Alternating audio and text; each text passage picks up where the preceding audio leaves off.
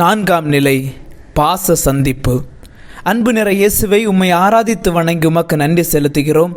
ஏனென்றால் உமது திரு சிலுவையால் உலகத்தை மீட்டருளினீர். பல்வேறு மனிதர்கள் நோய்வாய்ப்பட்டு இருந்தபோது பாசத்தினால் தேடி சந்தித்தவர் இப்போது தனது அன்பு தாயை சந்திக்கின்றார்.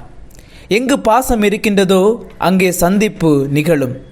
அன்னை மரியாள் பாசத்தினால் தன் மகனை சந்திக்கின்றாள். சந்திப்பு நிகழும்போது உரையாடல் நடைபெறும். பொருட்களை பரிமாறிக்கொள்வோம்.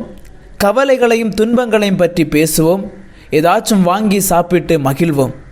ஆனால் இந்த சந்திப்பு மௌனத்தின் சந்திப்பு. என்ன சொல்வது என்று தெரியாமல் அன்னை உள்ளே குமுறுகின்ற சந்திப்பு. எதுவுமே செய்ய முடியவில்லை என்று மன அழுத்தத்தின் சந்திப்பு. என் தாய்க்கு என்ன சொல்வேன் என்று பரிதவிக்கும் மகனின் சந்திப்பு. இரு இதயங்கள் மௌனத்தினால் சந்தித்து பாசத்தை வெளிப்படுத்தி கொண்டன.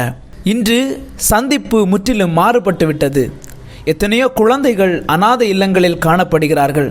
எத்தனையோ பெற்றோர்கள் முதியோர் இல்லங்களில் அனுப்பப்படுகிறார்கள்.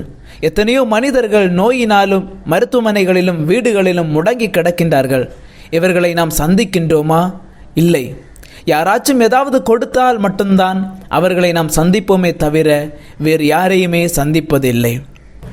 பாசத்தினால் தாயை சந்தித்த என் இயேசுவை, சமுதாயத்தில் துன்பப்படுகிறவர்கள் நோய்வாய்ப்படுகிறவர்களை சந்தித்து பாசத்தை பொழிய வரம் தாரும். ஆமேன். எங்கள் மீது இரக்கமாயிரும் இறைவா, எங்கள் மீது இரக்கமாயிரும்.